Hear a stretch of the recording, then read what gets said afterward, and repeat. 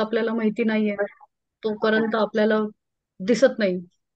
जोपर्यंत आपल्याला किटाणू माहिती नसतात तोपर्यंत आपल्या लक्षात येत नाही की याचा किटाणू तोंडात जाण्याचा काय परिणाम आहे. त्या प्रकारे जोपर्यंत आपल्याला चार्ट रिडिंगचा बेसिक माहिती नाहीये तोपर्यंत आपल्याला चार्टवर पटकन एखादा स्टॉक वर जाईल का खाली जाईल हे आयडेंटिफाय करता येत नाही. ओके. अजून एक म्हण आहे, practice makes a man perfect. So आपण कितीही दुसऱ्यांनी शिकवलं तरी मार्केटमध्ये जोपर्यंत आपण स्वतः प्रॅक्टिस करत नाही तोपर्यंत जरा कठीणच आहे. दुसऱ्याच्या भरोश्यावर राहून मार्केटमध्ये काम करणं जरा कठीण आहे. सो आजचं सेशन त्यांच्यासाठी आहे जे अगदीच बेसिक आहेत, ज्यांना जे आता सुरुवात करतायत किंवा जे उतरू का नको मार्केटमध्ये असा विचार करतायत किंवा ज्यांनी कधीच चार्ट्स बघितलेले नाहीत. जे रोज 100 चार्ट्स बघतात, जे रोज 25 चार्ट्स बघतात, त्यांना सेशन मध्ये बोर होणार आहे. ओके. आज बघूया डव थिअरी थोडीशी बघूया, जी टेक्निकल अनालिसिसचा बेसिस आहे गेल्या 100 वर्षात. 1902 मध्ये चार्ल्स डवने डव थिअरी दिली होती चार्ट्स कसे बघायचे याच्यावर.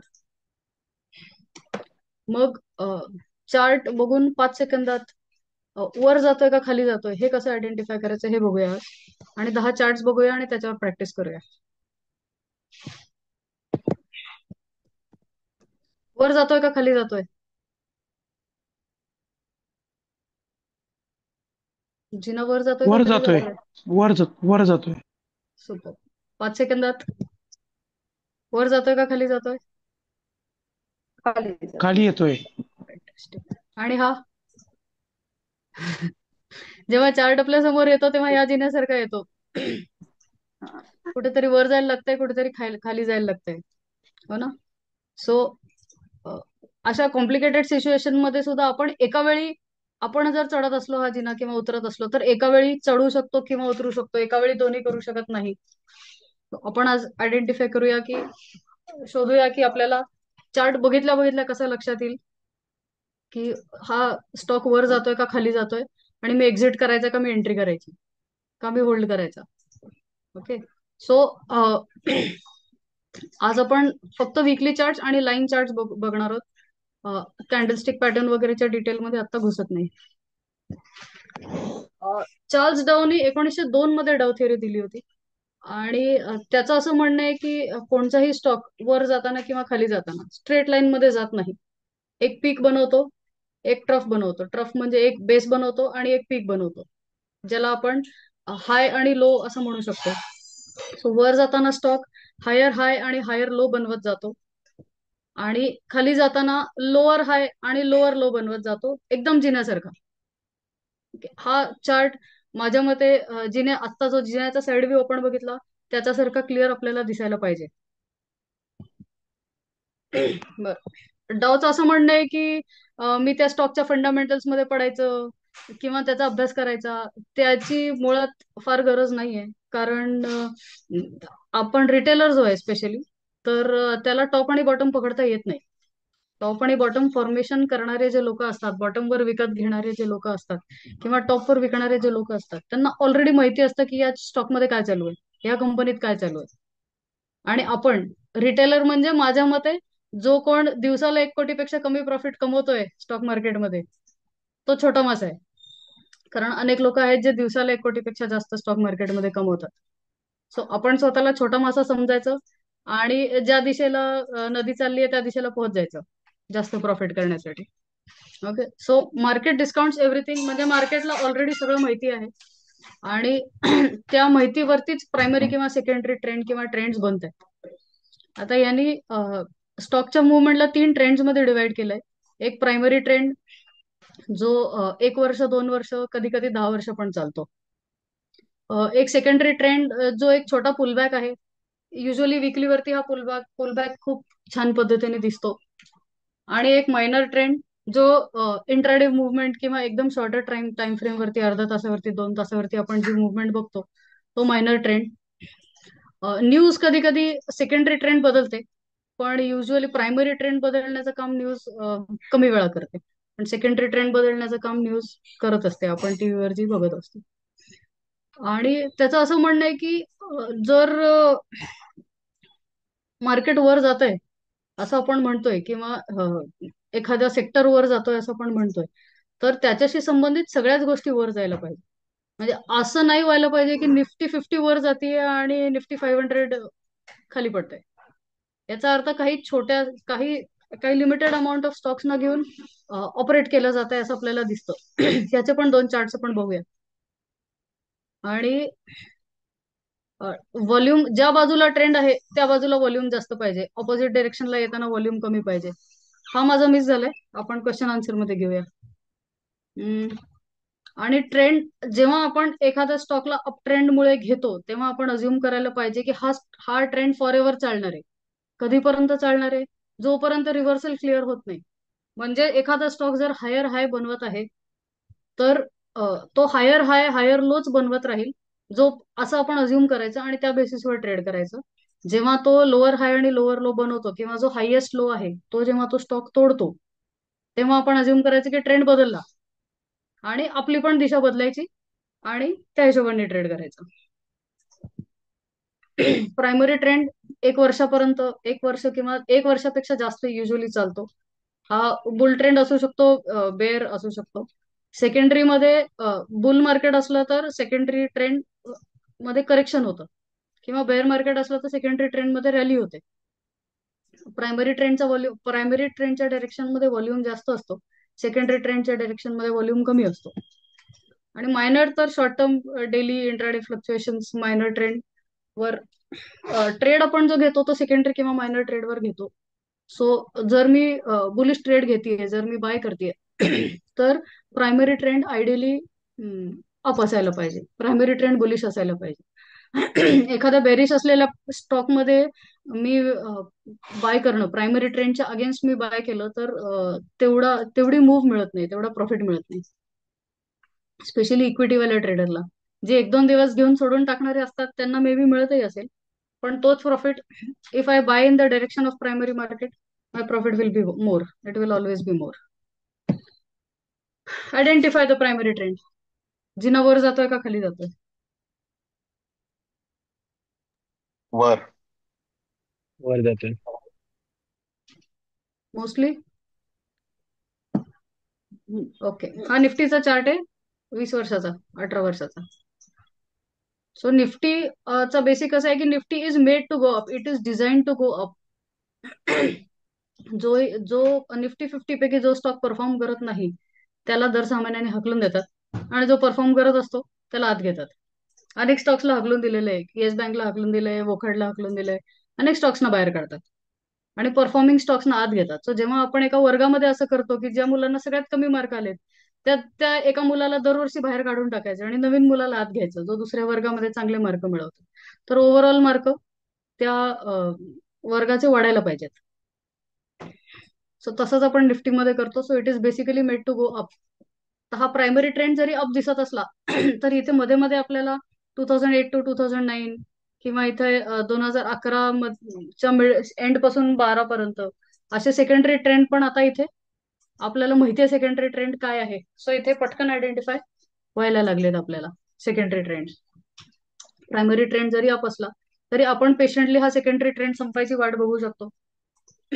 प्रायमरी ट्रेंड मध्ये हा 2008चा हाय आहे, त्याच्यानंतर 2011चा हाय आहे जो सिमिलर आहे. हायर हाय बनवलाय 2015 मध्ये, परत 16 मध्ये, मग 2018, 19, 20 मध्ये लगातार हायर हाय बनवले. तसाच 2022 मध्ये हायर हाय बनवलाय आणि आता 2024-25 मध्ये पण हायर हाय बनवलाय 24 मध्ये. आणि सेम पॅटर्न मध्ये हायर लो पण बनवलाय. हा 2008च्या लो पेक्षा 2012चा लो वरचा आहे, 2016चा लो त्याच्याहून वर आहे, 2020चा लो त्याच्याहून वर आहे, जरी मार्जिनली असला तरी तो त्याच्याहून वर आहे. आणि हा 2022चा लो अजून वर आहे, आणि 2025चा आता जो लो बनवलाय 22,000ला तो त्याच्याही वरती आहे. So it is clearly moving in higher high higher low patterns. आणि हा सेकंडरी ट्रेंड जर आपण बघितला 2008 पासून तर इथे त्यांनी 2 लोअर हाय बनवलेत आणि मग एक लोअर लो बनवलाय. आणि त्या लोअर लोच्या रेंजला तोडून वर गेल्यानंतर परत त्याचा अप ट्रेंड सुरू झालेला आहे. सिमिलरली इथे एक्सक्यूज 2015 ते 16चा जो ट्रेंड आहे सेकंडरी ट्रेंड खाली जाण्याचा, सो इथे पण त्यांनी खूप क्लिअरली लोअर हायज आणि लोअर लोज बनवत चाललाय तो. आणि हा लोअर लो जेव्हा बनला आणि हा लोएस्ट लोएस्ट जो हाय आहे इथे, तो जेव्हा काही महिन्यांनी त्यांनी तोडला, त्याच्यानंतर त्याचा परत अपट्रेंड सुरू झाला असं आपण म्हणू शकतो. Identify the primary trend. वर. या प्रकारच्या स्टॉक्समध्ये हा थोडा सायक्लिकल स्टॉक आहे. या प्रकारच्या स्टॉकमध्ये प्रायमरी सेकंडरी ट्रेंडचे पुलबॅक्स खूप मोठे मोठे आहेत. सो आपल्याला सेकंडरी ट्रेंडचा पुलबॅक आल्यानंतर बऱ्याच खालच्या प्राइस मध्ये हा स्टॉक मिळतो. हा 4 ते 20 वर्षाचा टाटा स्टीलचा.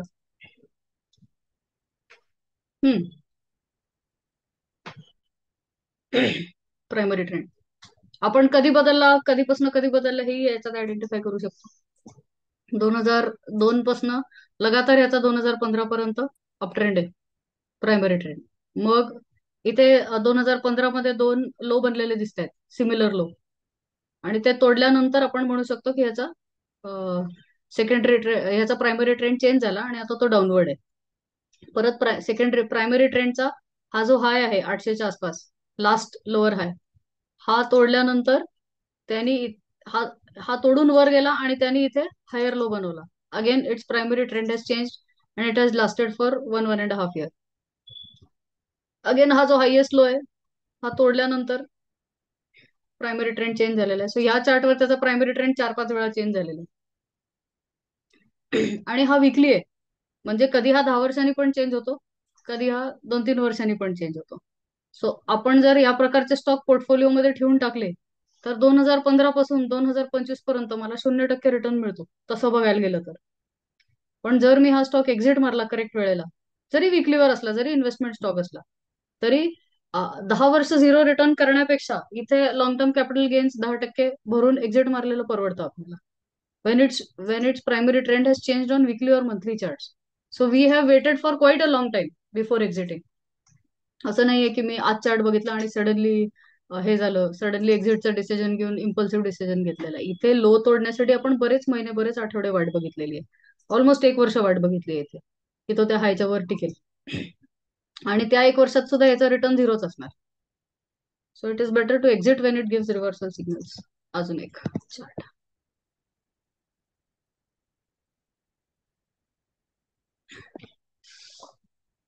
हा चार्ट पण सारखा प्रायमरी ट्रेंड बदलतो.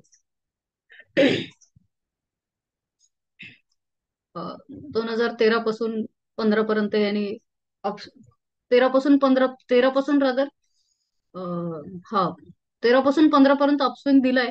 पण हा चेंज झाल्यावर आपण नाही म्हणत आहे की प्रायमरी ट्रेंड हॅज चेंज, कारण हा तसं बघितलं तर हायर लोज बनवतो.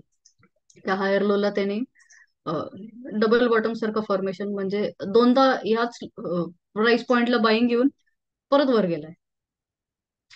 सो हा चार्ट प्रायमरी ट्रेंड अनेकदा बदलतो किंवा मला अनेक एक्झिट आणि एंट्रीच्या ऑपॉर्च्युनिटीज खूप क्लिअरली देतो. अजून एक 5 सेकंदात लक्षात येत आहे का आता की जिना वर जातोय का खाली जातोय?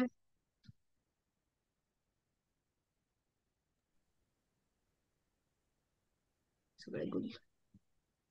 ओके.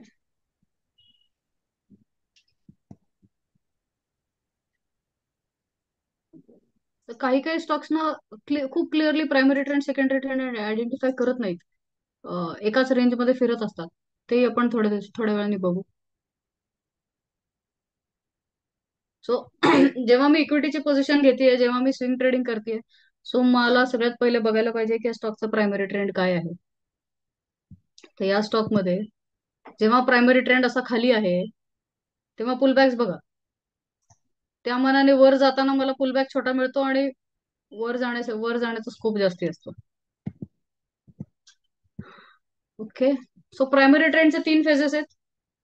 एक आहे अक्युमुलेशन, जिथे स्टॉक काहीच करत नाही, एकाच रेंजमध्ये फिरत राहतो, व्हॉल्यूम पण खूप कमी असतात, कारण आणि तो स्टॉक न्यूज मध्ये पण कुठेही नसतो. त्याच्यामुळे institutional money is buying it, खूप शांतपणे अक्युमुलेट करतात, कधी कधी 5-5 वर्ष अक्युमुलेट करतात, आणि मग न्यूजच्या पुढे सोडायला लागतात. न्यूज यायला लागली की आपण सगळे टीव्ही समोर बसणारे लोक त्याची न्यूज वाचतो आणि विकत घ्यायला लागतो. आता अ, मागे जाऊन जेव्हा हे बघाल, सरकारी स्टॉक्स बघाल ब्रेकआउटच्या आधीचे, तेव्हा येईल लक्षात. ओके. सो पब्लिक पार्टिसिपेशन म्हणजे एकदा माझे अक्युमुलेट करून झाले की मी न्यूजच्या पुढ्या सोडायला लागणार, न्यूज अँकर्सना पैसे देणार की अशी अशी न्यूज प्लांट कर. किंवा मला ऑलरेडी माहिती असतं की एखादा ड्रग रिसर्च मध्ये आहे आणि त्या ड्रगची रिसर्च झाली तर मला कळतं की आता हा स्टॉक पळणार आहे किंवा आता या कंपनीचे प्रॉफिटचे दरवाजे उघडलेले आहेत. सो ती न्यूज बाहेर आली की पब्लिक विकत घ्यायला लागते. पब्लिक पार्टिसिपेशन फेज मध्ये प्राइस खूप झपाझप वर जाते. जे हा. आणि त्याच्यानंतर प्राइस वर गेल्यानंतर हे लोक ज्यांनी सुरुवातीला अक्युमुलेट केलेलं असतं हे लोक 3 पट, 4 पट, 5 पट, कधी कधी 10 पट प्रॉफिट वरती पण एक्झिट मारत असतात.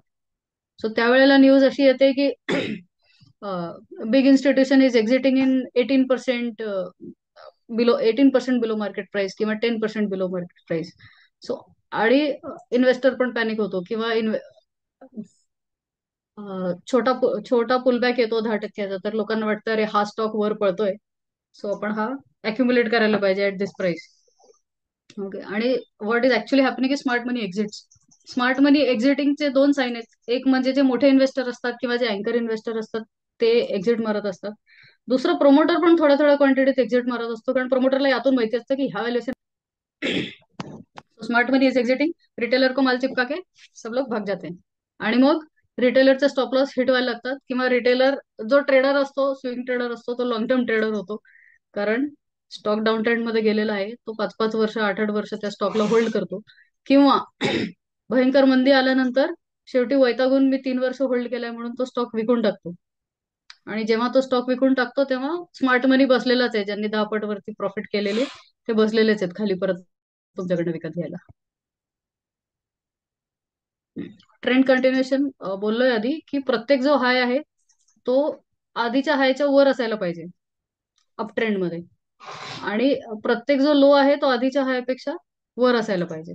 So typical जिन्यासारखं higher high higher low बनवत आपल्या घरचा जिना पण जातो, तसाच हायर हाय हायर लो बनवत स्टॉक पण वर जातो. आणि सेम डाऊन ट्रेंड मध्ये लोअर हाय आणि लोअर लो बनवत स्टॉक खाली जातो. पॅटर्न तोपर्यंत कंटिन्यू होणार जोपर्यंत ट्रेंड रिव्हर्सलचे सरळ क्लिअर सिग्नल येत नाहीत.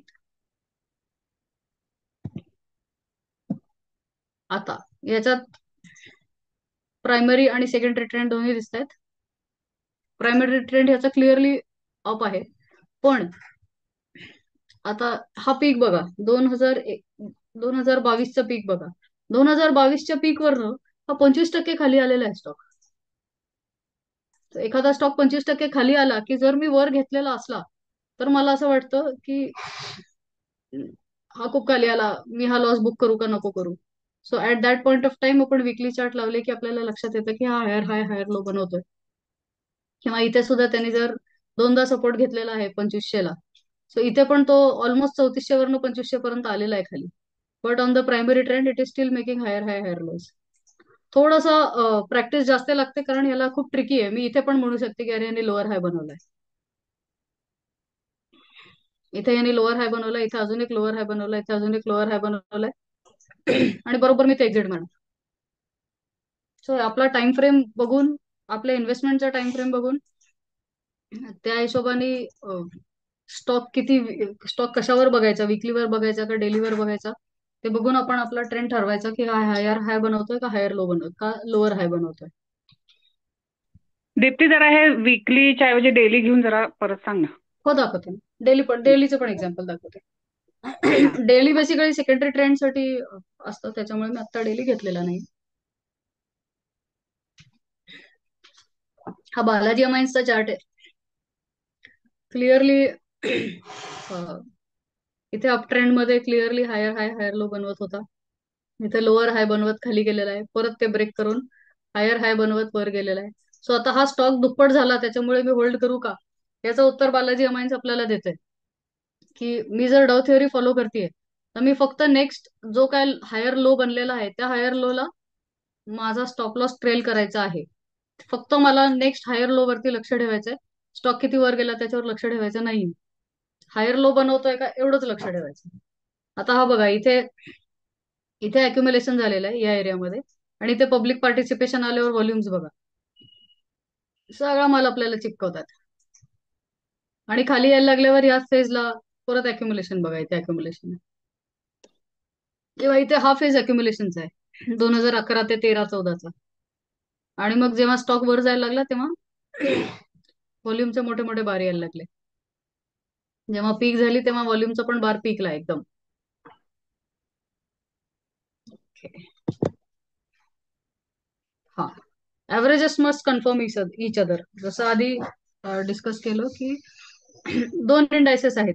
जर इंडस्ट्रियल इंडेक्स वर जातोय तर त्याच्या आजूबाजूचे जे इंडायसेस आहेत त्याला मदत करणारे जे इंडायसेस आहेत, फॉर एक्झाम्पल ट्रान्सपोर्टचा इंडेक्स, तर तोही वर जायला पाहिजे. असं नाही होऊ शकत की इंडस्ट्री वाढतीये आणि ट्रान्सपोर्ट नाही वाढत, किंवा इंडस्ट्री वाढतीये आणि इलेक्ट्रिसिटी कन्झम्पशन नाही होते. सो त्याच्याशी रिलेटेड जे इंडायसेस आहेत ते सुद्धा वर जायला पाहिजे. चार्ल्स डॉनी इंडस्ट्रियल ऍव्हरेज आणि ट्रान्सपोर्टेशन ऍव्हरेज घेतले होते.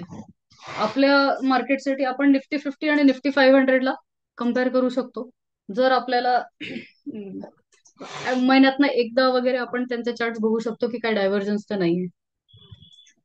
किंवा आपल्याला ओव्हरऑलच लक्ष ठेवायचं असलं, अगदी डेली लक्ष ठेवायची गरज नाहीये, पण ऍडव्हान्स डिक्लाइन रेशोवरनं पण आपल्याला कळतं की निफ्टी 50चा ऍडव्हान्स डिक्लाइन रेशो सतत पॉझिटिव्ह आहे, आणि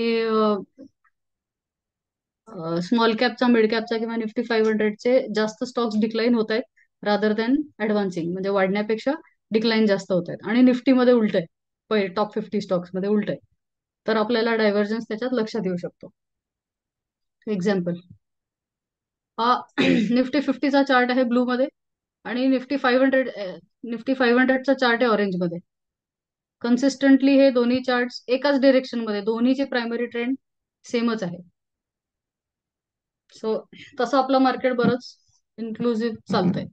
आता मी अजून एक दाखवते, निफ्टी आणि निफ्टी स्मॉल कॅप डायव्हर्जन्स शोधून काढा.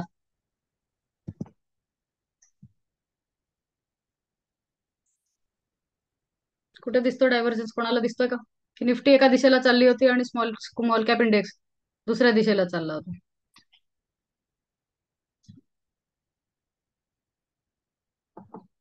एनिवन? 2019. येस. 2018 दोन मध्ये, हजार अठरा 2018-19. येस, 2018-19 मध्ये, जानेवारी 2018 मध्ये पीक केला स्मॉल कॅप इंडेक्सनी, आणि स्मॉल कॅप्स पडायला लागले पण निफ्टी चालत होती. आणि त्या ट्रेंडच्या एंडला केवढा मोठा फॉल आलेला आहे तो आपण सगळ्यांनी बघितलाय. जे नवीन आहेत त्याच्यापैकी काही लोक कोविड बॅचचे पण आहेत. सो आपण हा बघितलेला आहे. सो ह्या डायव्हर्जन्स वरती लक्ष ठेवायचं. या डायव्हर्जन्सच्या एंडला मोठा फॉल येतो.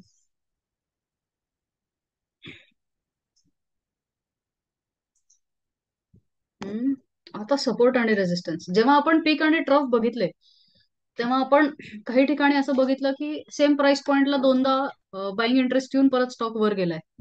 दाखवते कुठे बघितलं आपण, हे बघा इथे बघितलं आपण, सेम पॉइंटला दोनदा बाईंग इंटरेस्ट आलाय. सो आपण असं अज्युम करू शकतो की तिसऱ्यांदा सुद्धा जेव्हा हा स्टॉक ह्या लेवलला येईल, जर कधी आला, तर इथे बाईंग इंटरेस्ट येणार 2,500ला. सो आपण ह्याला ऍटलिस्ट दोन, शक्यतो 3 पॉइंट्स आले तर आपण याला सपोर्ट म्हणून मार्क करू शकतो. इथे एक लाईन टाकून ठेवू शकतो की हा सपोर्ट आहे, आणि ह्या पॉइंटला जर स्टॉक आला तर मी अलर्ट लावून ठेवू शकते की या स्टॉक पॉइंटवर स्टॉक आला तर it is assume to be safe to buy. अजून पण ठिकाणी बघितले आपण, इथे बघा, इथे अनेक वेळा सेम प्राइस पॉइंटला बाईंग आलेली आहे. तसंच सेम प्राइस पॉइंटला एकदा दोनदा 800च्या प्राइस पॉइंटला सेलिंग आलेली आहे.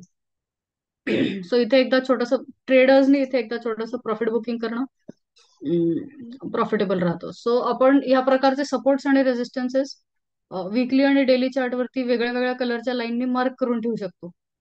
तेव्हा आपल्याला लक्षात येतं की हा वीकली सपोर्टवर आलाय किंवा डेली सपोर्टवर आलेला आहे. सो इथे छोटासा चान्स घेऊन, छोटासा स्टॉप लॉस घेऊन बाईंग करायला हरकत नाही.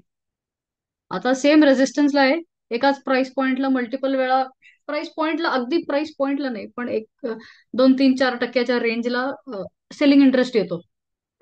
म्हणजे ज्यांनी इथे खाली बाय केलेला आहे तो माणूस तिथे खाली ज्यांनी अक्युमुलेट केलेले आहे, म्हणजे ज्यांनी एखाद्या स्टॉकची 10-20 लाख 50 लाख 1 कोटी क्वांटिटी घेऊन ठेवलेली आहे इन्स्टिट्यूशनने, ते ऍट अ सर्टन पॉइंट ते डिसाईड करतात की इथे मला विकायचंय. सो हा एक माणूस आहे जो ह्या प्राइस पॉइंटला 165 170च्या प्राइस पॉइंटला बाय करतो आणि 350 आलं की सेल करून टाकतो. असा एक माणूस आहे सिस्टम मध्ये, असं आपण अज्युम करायचं. एक इन्स्टिट्यूट आहे कोणीतरी, जो ह्या प्राइस पॉइंटला बाय करतो आणि ह्या प्राइस पॉइंटला सेल करतो. सो त्यांनी अनेकदा हे केलेलं आहे. सो आपण अज्युम करू शकतो की तो पुढे पण हे करत राहील. कधीपर्यंत करत राहील? जोपर्यंत डिमांड इतकी वाढत नाही की त्याची सगळी सेल करण्याची क्वांटिटी संपली आणि तरी पण डिमांड आहे. अशा वेळेला त्याची सगळी सेल क्वांटिटी संपते आणि मग स्टॉक ब्रेकआउट देतो. आणि त्या पॉइंट ऑफ टाइमला पब्लिक पार्टिसिपेशन सुद्धा चालू होतं. त्याच्यामुळे जेव्हा इथे स्ट्रॉंग बाईंग कॅन्डलनी एक मोठ्या रेंजचा ब्रेकआउट होतो, तेव्हा स्टॉक स्पीडमध्ये पळायला लागतो. अनेकदा हा ब्रेकआउट रिटेस्ट करायला परत पण येतो, पण तिथून त्याची खूप स्पीडमध्ये जाण्याची जर्नी सुरू होते, जर त्याने असं मोठा रेंज, सेलिंग आणि बाईंगचा मोठा रेंज असलेला तो तोडलाय तर हा चार्ट आहे स्टेट बँक ऑफ इंडियाचा. स्टेट बँक ऑफ इंडिया अनेक वर्ष 165 टू 330 350च्या मध्ये फिरत होता. आता असं आहे का की स्टॉक एखादा चॉपी असला तर आपल्याला त्याच्यात बाईंग सेलिंगची अपॉर्च्युनिटी नाही मिळणार? ज्यांना टार्गेट किती किंवा हा स्टॉक किती वर जाईल हे सगळं आयडेंटिफाय होत नाही, ते असा चॉपी चार्ट शोधू शकतात. तिथे त्यांना क्लिअर बाय आणि सेल लेवल मिळतात.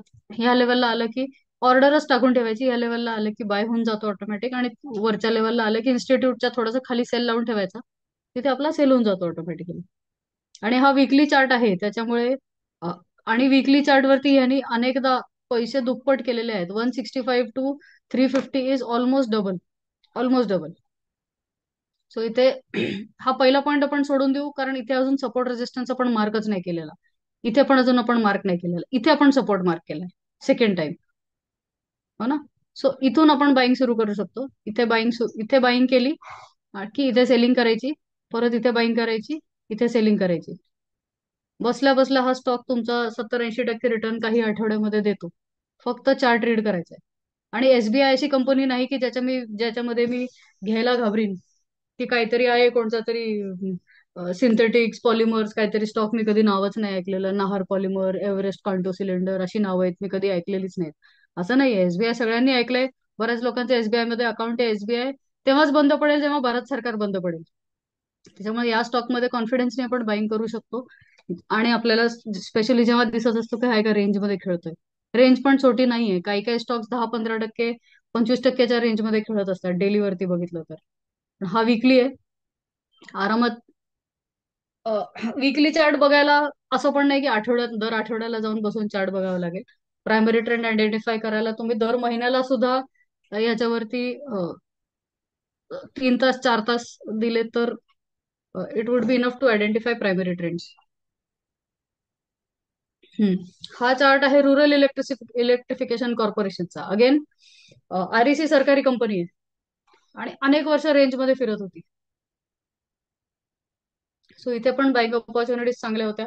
कोणत्याही फॉलमध्ये सरकारी कंपनी घ्यायला आपल्याला हेजिटेशन नसायला पाहिजे, कारण ही पण तेव्हाच बंद होईल जेव्हा सरकार बंद होईल. आणि आरईसीचे ज्यांनी कधी फ्लॅट विकलाय, प्रॉपर्टी विकली आहे, त्यांना माहिती आहे आरईसीचे बॉन्ड्स कॅपिटल गेन्स टॅक्स वाचवण्यासाठी सरकार आरईसीचे बॉन्ड्स घ्यायला लावते.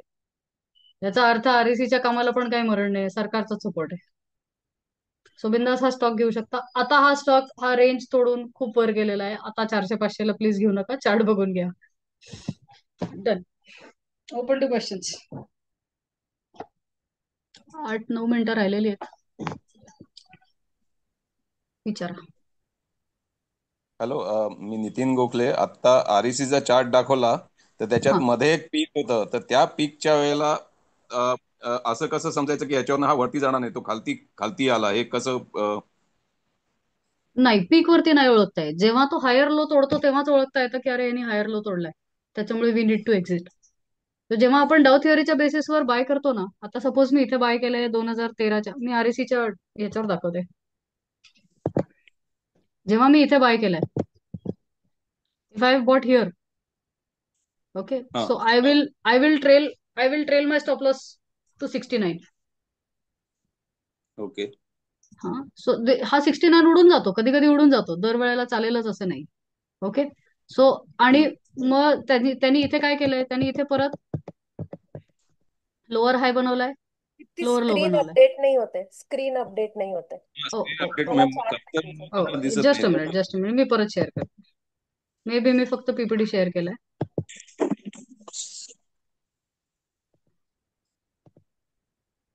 येस, आता दिसतोय ट्रेडिंग व्यू. हा. हो दिसतंय. So, so when I'm buying here, I trail my stop loss here for the first time. When the first low is made, higher low. When the second higher low is made, I trail my stop loss here. Okay, 69 ला.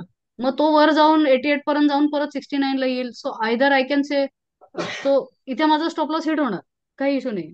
पण परत तो लगेच trend बदलतोय. It is making a higher low again here, then it is making a higher high and higher low again here. So माझा capital free आहे, मी तोपर्यंत दुसरं काहीतरी बाय करून I can come back to this. So I will buy again at 77. Then I will trail here, then I will trail here, here when this higher low is made. And then वर जाऊन जेव्हा परत येतो तेव्हा 119 ला, 119 120च्या zone मध्ये माझा परत स्टॉप लॉस हिट होतो. Similarly if I buy here, हे जेव्हा बनतंय, so I can trail to 87 first, then I can trail to this, काय म्हणतात त्याला, 92. Then I can trail to 107. I will trail to 114 and I will trail to 152. 152 तोडला की माझा stop loss hit होतो. अच्छा. ओके. सो एक्झिट हा trailing stop लॉसनी, माझ्या पोझिशनचा एक्झिट कायम हा ट्रेलिंग स्टॉप लॉसनीच होतो. कारण मला तसं बघायला तर आपल्याला ते, अरे मी विकल्यानंतर तो खूपच स्टॉप लॉसनी आपला स्टॉक उडवलेला आहे, तर I will take the next trade और I can just move on to some other stock बरोबर. With my capital. ओके. ज्याच्यात चार्ट हो, लाईन चार्ट व्यवस्थित बघितला दाखवत आहेत ना, काय तर करतोय हा असं. हायर हाय हायर लो खूप क्लिअरली दिसतो. याच्या उलट जर आपण म्हणलं ना की मी हा बघतो, कॅन्डलस्टिक चार्ट बघतो, मध्ये गोट आपली स्विंग ट्रेडिंग साठी स्टॉक्सची लिस्ट आहे, ती प्रायमरीली अप ट्रेंड वालीच पाहिजे. लाईन चार्ट मध्ये वीक कन्फ्युजन हो राहत नाही. हो, आणि आपल्याला जर घ्यायचं, आज घ्यायचं आणि 2 वर्षांनी विकायचं, किंवा जेव्हा आपण असा स्टॉक आयडेंटिफाय केलेला आहे की जो 2 वर्षांनी ती लेवल गाठतोच परत, मग कॅन्डलस्टिक बघून काही उपयोग पण नाही. हा, आपण हे सपोर्ट रेजिस्टन्स ना लाईन चार्ट वर लावू शकतो. आणि जर रिफाईन करायचे असले तर मग आता इथे लावला होता मी सपोर्ट रेजिस्टन्स. सो रिफाईन करायचा असेल तर मी या कॅन्डलस्टिकच्या खाली नेऊन त्याला उभा करू शकतो, तसं काही प्रॉब्लेम नाही. For that you can use candlestick to fine tune the support resistance. पण मेन दिसण्यासाठी लाईन चार्ट. हॅलो, बोला. दीप्ती मॅडम, शेवटची 3 मिनिटं बाकी आहेत. तुम्हाला जर वेळ असला तर आपण सेकंड सेशन मध्ये जाऊया, कारण सगळ्यांना उत्सुकता आहे ती तुमच्याशी ओळख करून घेण्याची आणि अजून काही माहिती विचारायची. तर ओके. तुम्हाला वेळ आहे ना सेकंड सेशन हो, साठी? आहे. येस. ओके, मग ही मीटिंग मी आता इथे थांबवतो. सेम हा, लिंक वापरा आणि लगेचच रिजॉईन करा आणि आपण काही प्रश्न उत्तरं घेऊया. त्याच्याबरोबर मीटिंग आपण अगदी वेळेत सुरुवात केलेली होती, त्याच्यामुळे दीप्ती मॅडमची ओळख आणि थोडंसं प्रास्ताविक असं आपण सेकंड हाफ मध्ये घेऊया. प्लीज रिजॉईन करा. मी ही मीटिंग आता इथे थांबवतोय. थँक्यू. ओके.